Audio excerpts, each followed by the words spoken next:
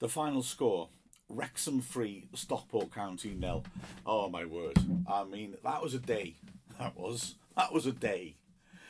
Biggest crowd of the season, and let's be honest, this season, that is saying something. 10,118. 1,200 Stockport fans in amongst that. A superb atmosphere building up even before the match, and then a game to match it. Stockport County throwing everything at us, and then after they've done that, like Muhammad Ali leaning into George Foreman's ear, Wrexham whisper, "Is that all you've got, George?" And then we throw everything we got at them. Wow. I just, from a selfish Wrexham point of view, wish that there were four more games left in this season, because the way we are picking things up, the way Stockport are staggering along, maybe two more games for them isn't enough for them to drop the points. We'd need to overtake them. But if there were a couple more games added on to the end, yeah, I think it's a done deal. We finished the season stronger. And the way we played in these two home games against Stockport, I think it's fair to say that by the end of the season, we've shown we're the strongest team in the division this year. Let's hope something dramatic happens this week so that we can get the title we deserve. If not, let's carry this into the playoffs. Two performances like that, and there'll be no problem. Wrexham unchanged, and Stockport making alterations. One of them enforced, with Johnson out of the left-sided centre-back, who probably is the best defender they've got at carrying the ball out from the back. But the first 20 minutes were very much Stockport, and this game could have turned out differently if Stockport had made the most of the chances that they'd taken, that they created, should I say. Or maybe I should rephrase that. If they'd been able to turn a really well executed game plan into more clear-cut chances and taking one of them. Because actually, although the first 20 minutes were an uncomfortable watch from a Wrexham point of view, and you felt at the time that Stockport were making chances that they should be taking, when you go back at it, there weren't that many really clear-cut chances they did carve out. But there's no question that in the first 20, they were the better side. Playing with the same shape as we do, as they normally do. Their pressing was intelligent and well thought through. They know that we like to play the ball out from the back, and they were really good at blocking the passing channels for the back three. Particularly Tyler French, who is perfectly good with the ball at his feet, but doesn't have the same drive as Aaron Hayden. And so, okay, sometimes they were pressing the man, but often they were just they were just cutting off those passing channels either way. You've seen Wrexham with that well-grooved arc of passing we like to use across the pitch. Well, they blocked that off, and for 20 minutes, we really struggled to come to terms with that. There were opportunities, some of which came about because we tried to bypass what they were doing. In fact, although I'm taking this out of sequence, just to give that an example, Tozer at one point fed a ball across the face of his penalty area for French and underhit it. French, thankfully for Wrexham, managed to get enough into the 50-50 challenge with Madden to force him wide, and his cross was poor. If French hadn't got there first, Tozer would have put Madden in one-on-one with the keeper 15 yards out. And then there was a similar incident not long afterwards, 5 minutes afterwards, when Tozer again tried to be cute and nod the ball down for French and underhit his header. Luckily for Wrexham, when Sarcevic took his shot, it was weak and straight at Dibble. But I want to say something about this. At first, at the time, I was saying, Tozer's making the odd mistake. He was. But looking back at it, it's the fact that he was trying to do that which ultimately led to us winning the game. Because Stockport, well, the way they were pressing, Wrexham had to find a way out of it. Just thumping long balls wasn't going to work very well. When we hit hopeful long balls, Palmer wasn't getting any change out of the three big Stockport centre-backs. The right thing to do is what Tozer was looking to do, and although he rode his luck on those two occasions, it eventually bore fruit. We did increasingly look confident in our own half, and it was right to move the ball around side to side, make Stockport chase it, be confident in our ability to pass, and ultimately do what happened. Wear Stockport down, the energy in their press went out a bit, we started getting our passing confidence going, and whereas the first 20 minutes undoubtedly belonged to Stockport, the last 70 were absolutely the opposite. But like I said, there were Stockport opportunities, some really good pressure ended with Hippolyte, who normally is a wing back but was playing in the centre mid, hitting a shot from the edge of the D. It was a bit straight, but Dibble spilled it, managed to leap and grab it well at the second attempt. The player running in for the rebound was offside anyway. Then Sarcevic made a good surge through midfield and fed in Hippolyte, who looked like he was one-on-one down the left channel. Brilliant recovery by Bryce Hosanna, who accelerated in and nicked the ball off him. An absolutely superb piece of defending. The two big chances that Stockport had came near the end of this 20-minute period. Hogan first, picking the ball up and pinging a lovely ball over the top of Wrexham's defence, which had lost a bit of shape. Sarcevic, who runs in beyond the strikers from deep well, was goal one-on-one, or ought to have been, but his poor first touch knocked the ball square, which meant he had to turn his back on Dibble to make sure he had possession. However, he still managed to pivot and clip the ball beyond Dibble from inside the box. Cleworth did really well to read the danger, get back behind his goalkeeper and head the ball away. Not strictly speaking, literally off the line, but if he hadn't made the header, it was 1-0 to Stockport. And then the other opportunity was Quigley bursting into a one-on-one down the right channel and Dibbled it ever so well. He started to come out and then stopped. He judged it right, so he didn't rush himself. Quigley had to make a decision. He tried to go around Dibble, and again, Dibble did brilliantly, diving full length at his feet and getting a good strong left hand on it to push the ball away and divert away the danger. Excellent work by Christian Dibble. Stockport, again, like many teams have done, were trying to get at Cleworth a little bit. Madden was a little lucky, perhaps, in the 25th minute to avoid punishment. The referee, not Reeves, Woods, I called him Reeves in the commentary. I don't know why I just told you that, but I did. He had one of those games where in the first half hour you can do anything and you won't get booked. I hate that in referees. I don't understand it. James Jones should have been booked early on for a late tackle on Hippolyte. Hippolyte then grabbed hold of Jones's shirt, or Hosanna, whoever it was, as they ran past the ref. Both times just gave a free kick. I mean, it was absurd. And then in the 25th minute, Wrexham had some good pressure, ended with the ball being cleared.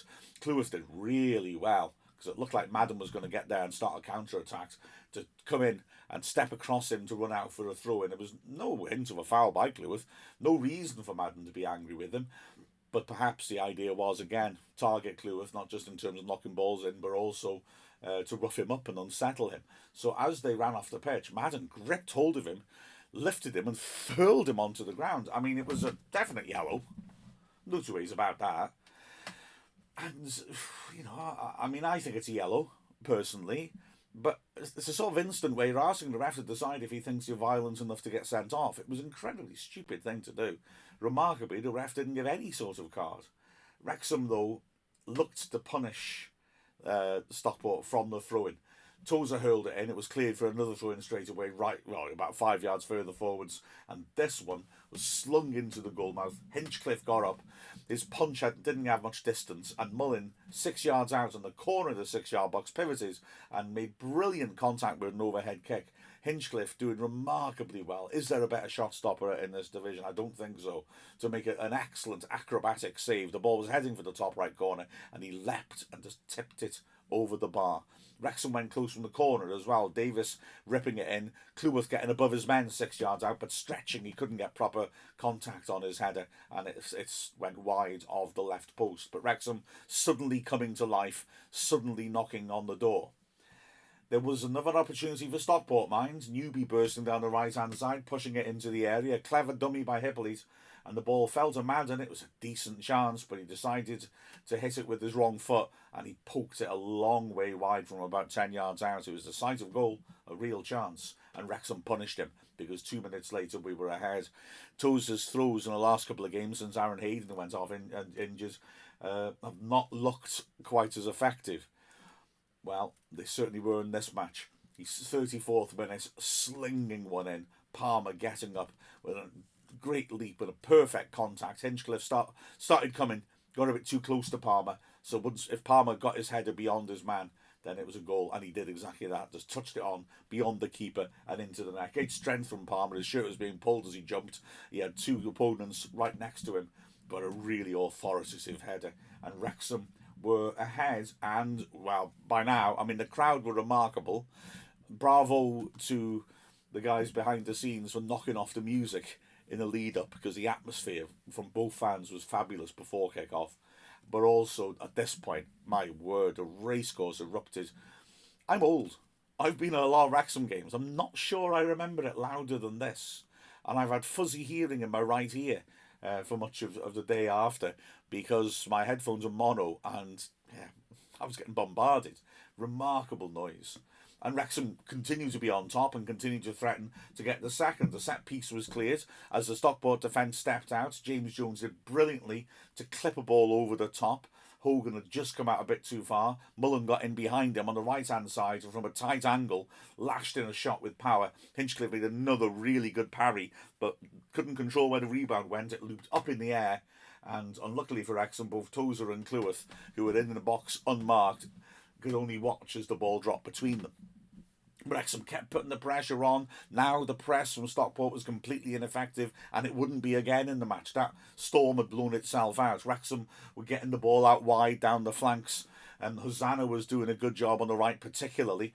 And I've just to single him out. I mean, he won the throw-in that Tozer hurled in for the first goal, and he would also win the set piece for the third goal. He caused issues with his driving runs down the right-hand side. The second goal, when it came, though, was down to the excellence of Jordan Davis and Paul Mullen. What a combination. Ollie Palmer played his part in a bit beforehand. It was a free kick from Stockport, which was whipped into a good area, but nobody really attacked it. Palmer was going to attack it and put it behind for a corner. Obviously got a shout from Dibble and pulled out, and in pulling out, lost his balance and fell. It was a beautiful piece of, I suppose game management is the euphemism, where he fell off the pitch. He hurt himself a little bit. He realised that if he lay on the pit, on the side of the pitch, the game would just carry on with 10 men. So he dragged himself back onto the pitch and then started rolling about. It worked. The ref decided to bring on the physio, but Palmer, not realising that, got up and was going to just carry on. He thought, I've taken 30 seconds out of the game. When he realised the physio was on, which meant that Palmer would have to leave the pitch again, Palmer went down again, of course, to take treatment, just to chew up a bit more time. So we'd gone beyond the allotted minutes when play finally resumed, and Wrexham won the ball back, knocked it forwards. Palmer, crucially allowed back on the pitch by now, made a challenge with the centre-backs. He did well to hold it up originally, and although a challenge came in on him, the ball dropped to Jordan Davis, and a magnificent piece of technique and also awareness, vision of what's around him. He just punched the perfect through ball. Hogan again had stepped up to challenge Palmer on the halfway line. Mullen again had seen that and run into that right channel. Davis played the beautiful pass to perfection. Mullen one-on-one with Hinchcliffe keeper, and we brought in Mullen because he's reliable in those sort of situations, and he certainly was. Hinchcliffe got his angles right, basically inviting Mullen, if you're going to beat me, let's be honest, we know there's some Hinchcliffe from both home games, you're going to have to hit the corners. So he did. Mullen, from the edge of the box, smashed it into the bottom left corner. Lovely, lovely, confident finish. And Wrexham 2-0 up. And having turned the half around to that extent, probably decent value for that. Certainly was with the run of play, as was what happened right at the start of the second half. The second Stockport player to touch the ball in the second half was Hinchcliffe, picking the ball out of his own net. Wrexham kicked off. Hogan headed the ball clear. There's your only Stockport touch before the goal. Wrexham got it back, worked in that arc from left to right, and then Hosanna went bursting down the right-hand side and was fouled.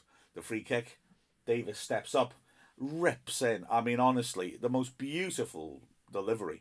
From my position's the opposite from the TV cameras, and you could really see the rip he put on it. It was beautiful. It dipped into the goal mouth. Palmer had been left unmarked, and he did what was necessary, a lovely little flicked on header, just like his first goal, beyond the reach of Hinchcliffe, down into the ground and up into the top corner. Tremendous. By this point, Wrexham, the stadium is going nuts. Wrexham 3-0 up. 2-0 was enough to put Wrexham ahead of Stockport on goals scored. Suddenly, Wrexham had actually made a bit of daylight with the goal difference. And the rest of the second half, well, Stockport never came into it. Wrexham were in control. Fewer chances, but to be honest, that's because Wrexham, I think, were happy with that win. And what chances came tended to go Wrexham's way. Corner, swept in and cleared. Davis, the corner taker, got it back, ripped in another awkward cross. Hogan, wow, I mean, real active contortion at the near post.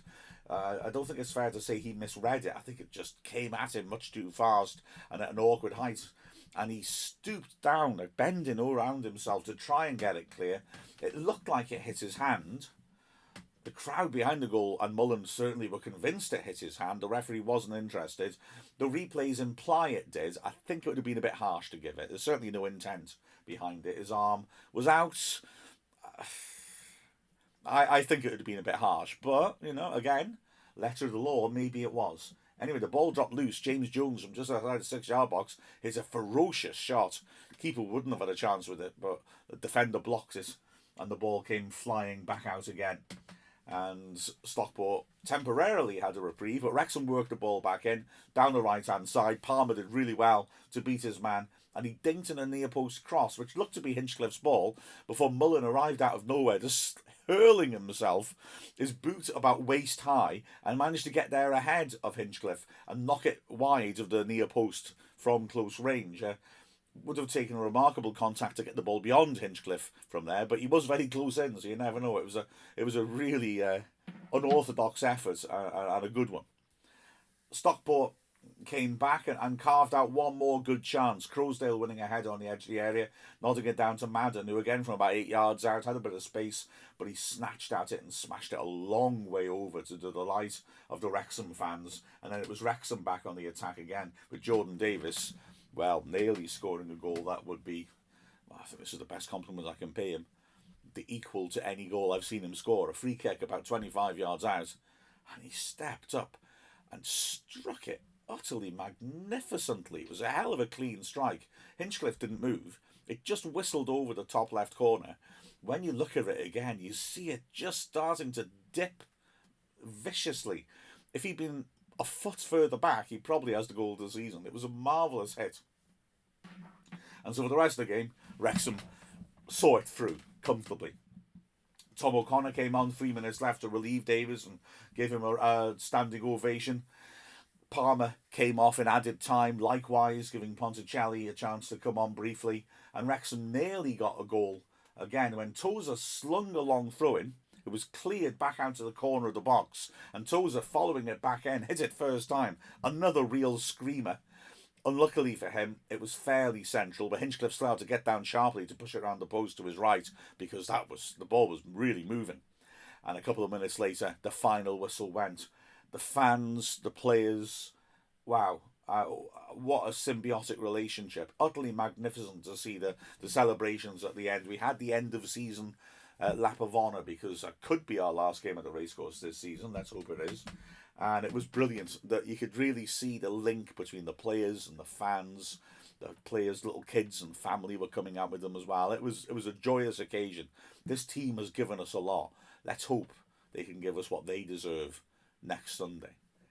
A brilliant performance by Wrexham, and looking through the individuals, Dibble didn't have that much to do, although I've got to say the save from Quigley when he forced him wide was crucial and excellent.